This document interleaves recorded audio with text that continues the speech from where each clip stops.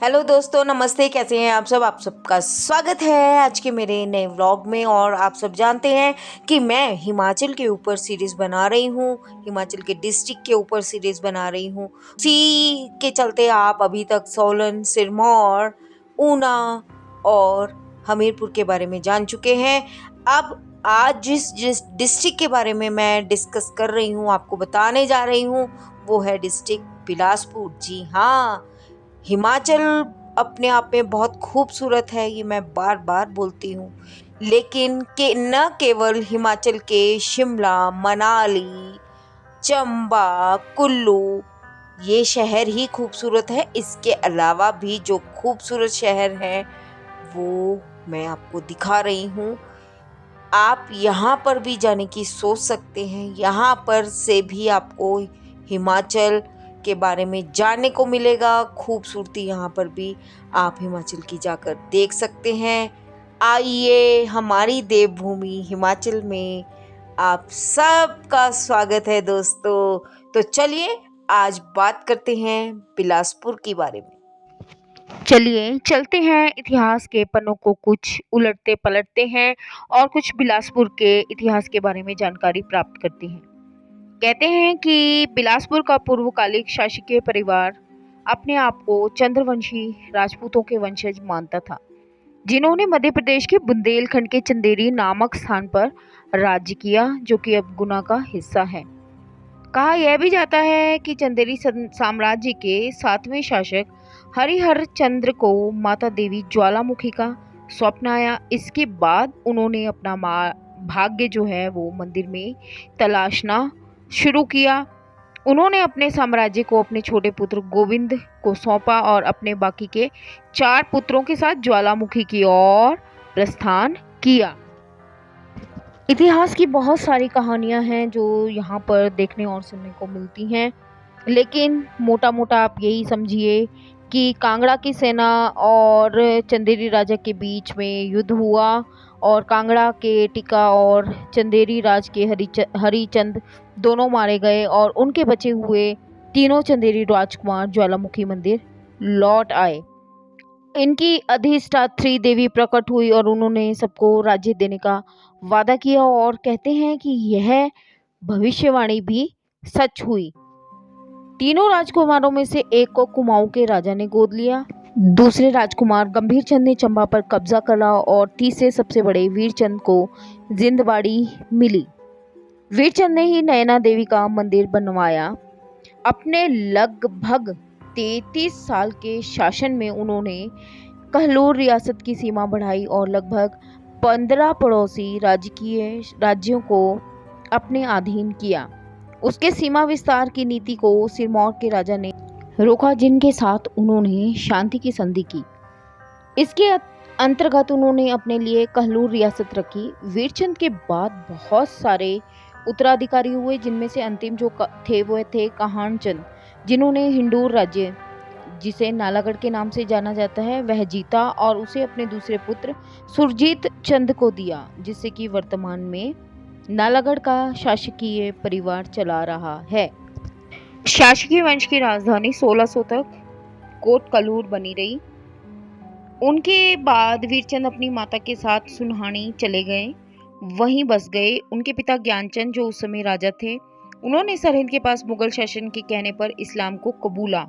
धर्मांतर के बाद कोटकलूर लौटे, अपने पिता को राजा घोषित किया। उन्होंने सतलुज के दाईं ओर सुनहानी में ही अपनी राजधानी रखी।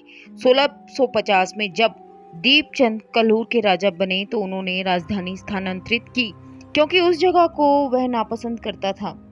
यह कहा जाता है कि 2 हिंदुओं और 2 मुसलमानों के साथ उसने राजधानी के लिए नई जगह तलाशनी शुरू की और अंत में सतलुज नदी के बाईं ओर व्यास गुफा को चुना, जो व्यास ऋषि की तपोस्थली थी।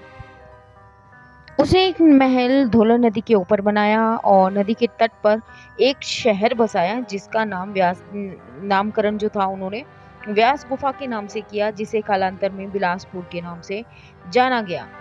तब से लेकर आज तक बिलासपुर की राजधानी बिलासपुर ही रही। यद्यपि वास्तव में जिसे चंदेरी राजवंश ने बसाया था ना, वो गोविंद सागर में डूब गई है।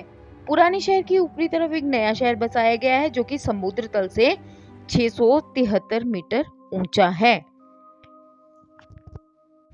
15 अप्रैल सन 1948 को 3 पंजाब और शिमला पहाड़ी रियासतों के विलय से हिमाचल प्रदेश भारतीय संघ भाग ग की श्रेणी के राज्य के रूप में अस्तित्व में आया था।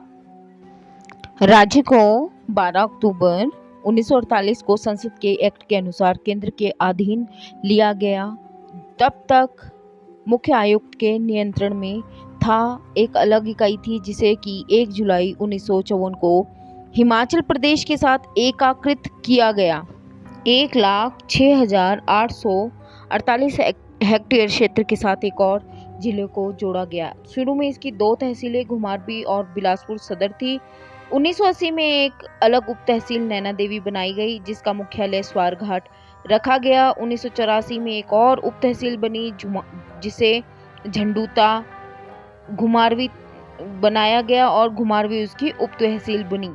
इसे पूर्ण तहसील का दर्जा 1998 में दिया गया। प्रशासनिक दृष्टि से जिला 2 उपखंडों, 3 तहसीलों, 1 उप तहसील, 3 सामुदायिक विकास ब्लॉक, 136 पंचायत और 2 नगरपालिका और 2 अधिसूचित क्षेत्र कमेटी में बटा है। बिलासपुर जिला वर्ष 1861 में गठित किया गया था और इसके बाद वर्ष 1867 में बिलासपुर नगर पालिका का गठन किया गया। अभी मैंने आपको बिलासपुर के इतिहास से रूबरू करवाया। अब चलिए चलते हैं यहाँ पर मुख्य आकर्षण या पर्यटक स्थल कौन से हैं, जिसमें सर्वप्रथम स्थान आता है माता नैना देवी जी का। नैना देवी जी का मंदिर पहाड़ की चोटी पर बना है। रोपड़ के पवित्र नगर आनंदपुर साहिब से इस मंदिर की ऊंचाई 915 मीटर है। पहाड़ी पर बने इस मंदिर तक पहुंचने के लिए पत्थर की सीढ़ियों का इस्तेमाल किया जाता है और मंदिर तक पहुंचने के लिए केबल कार की भी व्यवस्था की गई है। यहाँ पर निकट ही एक छोटा सा बाजार भी लगता है और हर वर्ष यहाँ पर नवरात्रों में भक्तों का हुजूम रहता है। वैसे तो सप्ताहांत में भी बहुत जो लोग हैं यहाँ पर आते हैं, लेकिन नवरात्रों में तो यह बनता है लोगों का हुजूम। Now we move to Bahadurpur किला। बहादुरपुर किला बहादुरपुर नामक एक पहाड़ी की चोटी पर बना है और यह किला 1980 मीटर की ऊंचाई पर स्थित है। यह इस जिले का सबसे ऊंचा पॉइंट है। हालांकि अब इस किले की जो हालत है वो काफ़ी जर्जर हो चुकी है। बहुत सुंदर है। बिलासपुर से 40 किलोमीटर दूर है। देवदार और बान के सुंदर जंगलों ने इस स्थान को चारों तरफ से घेरा हुआ है। इस किले से फतेहपुर, नैना देवी की पहाड़ी, रोपड़ के मैदान और शिमला की पर्वत श्रृंखलाएं देखी जा सकती हैं और यह किला 1835 में बनाया गया था। अब बात करते हैं व्यास गुफा की, जो कि न्यू टाउनशिप के तल पर स्थित है। यह माना जाता है कि इस गुफा में ऋषि व्यास ने तपस्या की थी। व्यासपुर गांव का नाम भी इसी गुफा के ऊपर पड़ा था और महाभारत से संबंध रखने वाले ऋषि व्यास जी एक महान दार्शनिक थे जो सतलुज नदी के बाएं तट पर बनी इस गुफा में ध्यान लगाया करते थे। इस गुफा को एक पवित्र तीर्थ स्थल भी माना जाता है।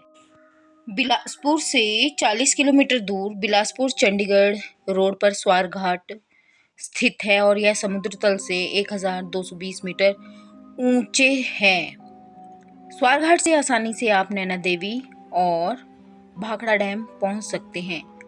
स्वारघाट में ही लक्ष्मी नारायण को समर्पित एक मंदिर बना हुआ है। कुछ दिन शांति से गुजारने के लिए यह एक आदर्श स्थान है। हाल ही में हिमाचल प्रदेश पर्यटन विकास निगम ने यहाँ 8 कमरों का होटल बनवाया है। यहाँ के मंदिर की शोभा देखने लायक है। जब भी आपको यहाँ आने का अवसर मिले ना, तो जानिएगा कि इस मंदिर की शोभा कितनी निराली है। आगे बढ़ते हैं तो यहाँ पर लोकप्रिय मंदिर जो कि बिलासपुर से 20 किलोमीटर दूर है, महर्षि मार्कंडेय जी का मंदिर है। मान्यता ये है कि जो 4 धाम की यात्रा कर लेता है ना, वह इस मंदिर में स्नान के लिए ज़रूर आता है। इस मंदिर में स्नान किए बिना उसकी 4 धाम की यात्रा अधूरी ही मानी जाती है। यहाँ पर हर वर्ष वैसाखी के दिन बहुत बड़ा मेला लगता है और वैसाखी के दिन पवित्र स्नान किया जाता है। कहते हैं कि यहाँ पर पहले ऋषि मार्कंडेय जी रहते थे और यह उनकी तपस्थली है। यहाँ पर रात में एक वैसाखी का पर्व भी आयोजित किया जाता है और यहाँ पर एक पवित्र पानी का झरना है जहाँ पर स्नान करना शुभ माना जाता है। और घूमते घूमते चलिए हम पहुँच गए हैं बिलासपुर के पुल, जिसे कंदरौर का पुल के नाम से जाना जाता है।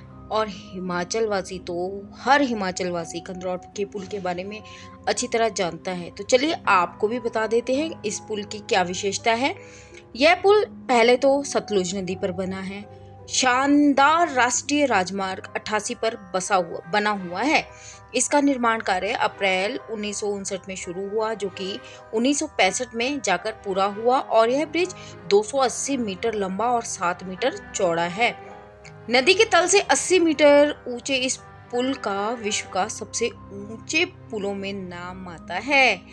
ऊंचाई के मामले में यह ब्रिज एशिया में प्रथम स्थान रखता है और इस पुल का शिलान्यास उस समय के परिवहन मंत्री श्री राज बहादुर सिंह ने 1965 में किया। तो चलिए अब बढ़ते हैं हम भाखड़ा नंगल डैम की ओर। बिलासपुर के भाखड़ा गांव में स्थित यह बांध नंगल टाउनशिप से 13 किलोमीटर दूर है और यह बांध विश्व के सबसे ऊंचा जो है वो ग्रेविटी बांध है। बांध पर बनी झील लगभग 90 किलोमीटर लंबी है। यह बांध लगभग 168 वर्ग किलोमीटर के क्षेत्र में फैला हुआ है। यह बांध बिलासपुर का 90% और ऊना जिले का 10% हिस्सा घेरता है। इस बांध को 20 नवंबर 1963 को पंडित जवाहरलाल नेहरू ने राष्ट्र को समर्पित किया था। बांध के आसपास के क्षेत्र का नज़ारा देखते ही बनता है। अब बात कर लेते हैं माता सुहानी देवी के मंदिर की। यह मंदिर झंझार की पहाड़ियों के साथ वाली पहाड़ी पर बना हुआ है। यह मंदिर घुमारवीं तहसील में पड़ता है। यहाँ से बर्फ की पहाड़ियाँ भी देख सकते हैं और यहाँ से पूरा घुमारवीं आपको दिखाई पड़ता है। यहाँ चारों तरफ चील के पेड़ पाए जाते हैं।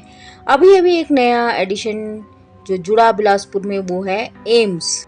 इसे घूमने का तो बिल्कुल भी स्थान नहीं कहेंगे, लेकिन यह है एम्स जो कि हिमाचल में बिलासपुर जिले में बना है। हिमाचल वासियों के लिए और आसपास के क्षेत्र के लोगों के लिए एक बड़ी उपलब्धता है कि अब लोगों को इलाज के लिए बाहर नहीं जाना पड़ेगा। पहले इलाज के लिए दूर दूर जाना पड़ता था, पीजीआई चंडीगढ़ जाना पड़ता था, लेकिन मुझे लगता है कि अब ये सब हिमाचल में ही संभव हो जाएगा।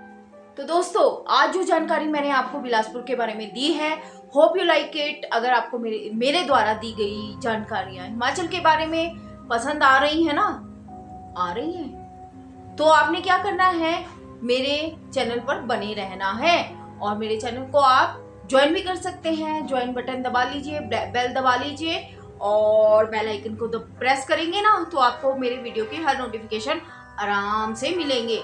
और अगर आप किसी चीज के बारे में जानना चाहते हैं तो डीएम करिए मेरे कमेंट बॉक्स में। आप प्यारा सा कमेंट लिख दीजिए कि आप किस बारे में जानना चाहते हैं। मिलते हैं अगले व्लॉग में किसी और डिस्ट्रिक्ट के साथ कुछ और जानकारी आपके साथ शेयर करते हुए। तब तक मैं आपकी दोस्त और इस चैनल की होस्ट दीपशिखा, बाय बाय दोस्तों।